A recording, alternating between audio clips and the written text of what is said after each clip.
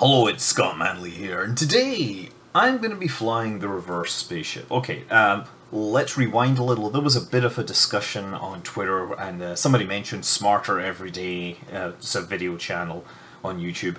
And the reverse bicycle, and the idea of the reverse bicycle is a bicycle that just messes with your head by, if you turn the steering to the left, you actually go to the right, and vice versa. And it's basically incredibly hard to ride because of all our preconceived notions about riding bikes. So somebody said, hey, could you do a reverse spaceship, right? Could you reverse all the controls that you're extremely used to on a spaceship and fly it? And Kerbal Space Program, great, except the joystick support's terrible, so I thought Elite Dangerous is a perfect option. So I just set up the training mission, I just verified it was going to work, and I figured that a good place to start would be docking, because docking is an operation which, it isn't totally Twitch skills, but it does require, you know, thinking your way through. Now, you can see this here, I'm just adjusting my velocity, so throttle is going to be on here. The throttle is reversed as well, so you see how the rotation is reversed here? So I'm just doing this, I'm going to do that, and then I need to pull upwards on my strafe controller so I actually go downwards. See that? This is really, really hard. Now I obviously have to think about the move I want to make before I make it, and then I have to translate that very consciously into into like a control input, right?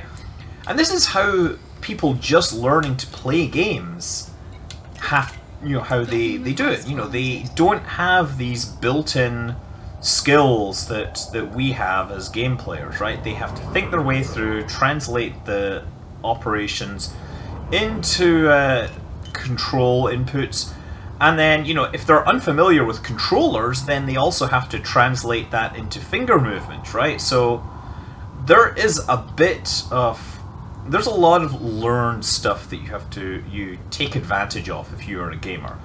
And I think it's actually worth pointing out that if you remember when I played Kerbal Space Program with Ed Lu, you know, astronaut who is one of the most highly qualified astronauts out there, you know, he is a pilot, he has flown practically every spacecraft that we have. He's flown on, you know, Soyuz, Shuttle, Mir, ISS, he flies aerobatic planes.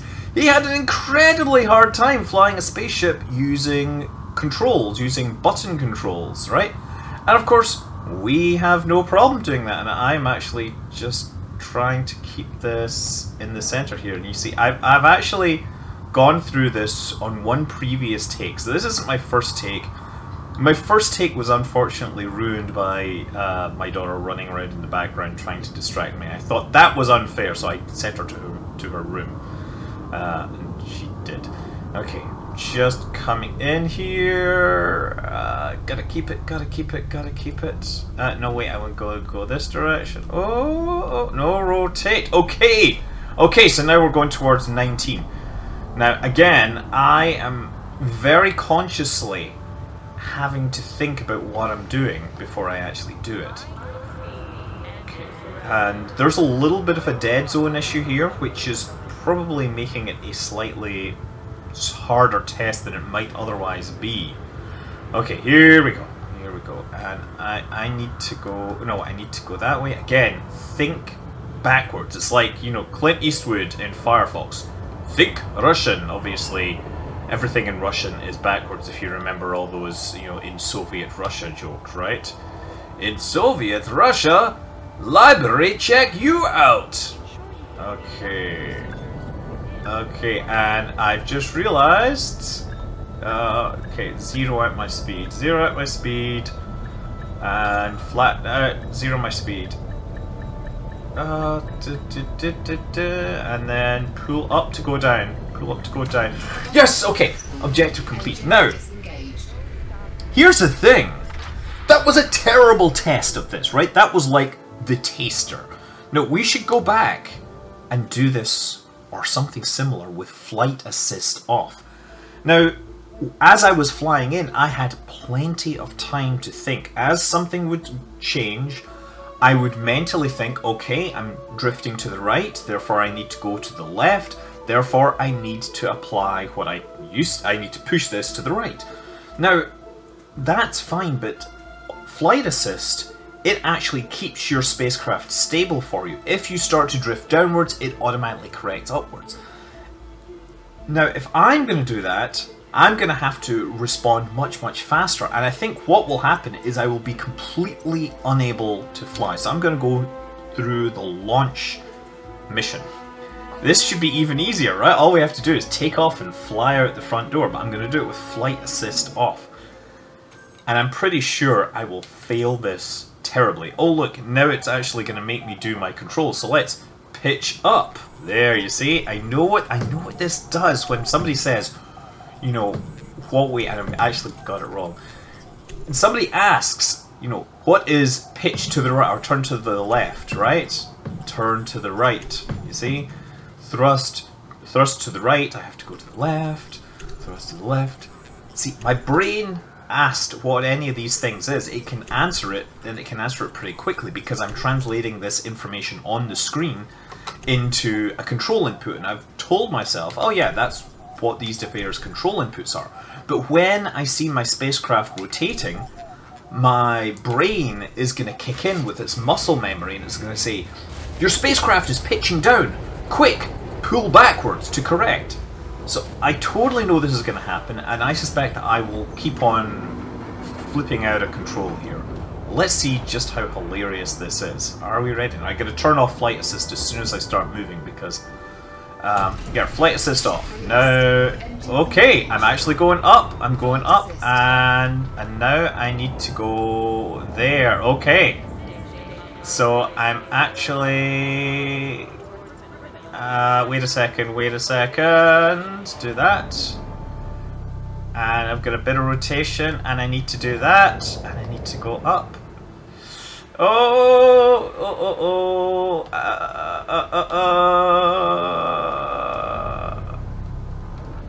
Okay.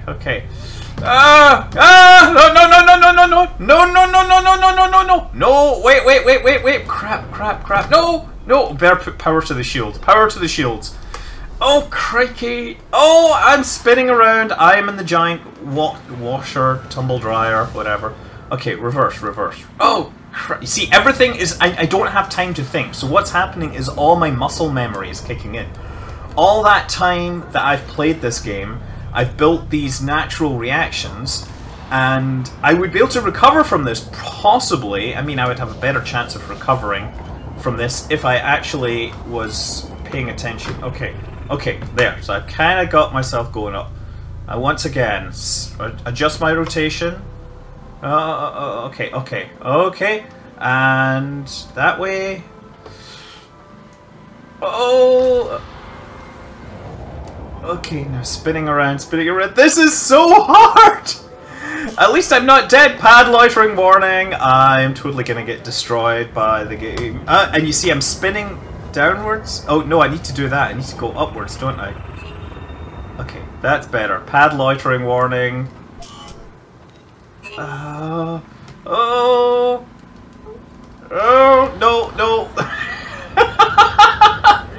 This is just the most horrifically hard thing to do. I know there are pilots in Elite that are vastly better than me, and the thing is, what it is they have these learned reactions. You've spent many years building up these, you know, standard control mappings in your head, and losing them just means that you're not even an amateur. You're suddenly worse than an amateur, right? My brain is coming up with all sorts of useful hints and tips, right? It sees stuff happening, and before my conscious mind even gets a chance to do anything, my brain is kicking in and saying, wait, I know how to deal with this, and it's not even letting my head get, you know, access to the information. I'm having to get in there and say, wait, look, I really know what I'm doing here. Trust me on this. Trust me. Like this. Oh, crikey. I'm just having a hard enough time not crashing into the walls here, right? So you can see, just by this little experiment, how hard, how dangerous control reversal is when it happens in real aircraft, and it does happen. There's various things that can cause controls to basically reverse. You know, there can be software issues, there can be the cases of simply wires getting crossed. I mean, by wires I mean control cables, right?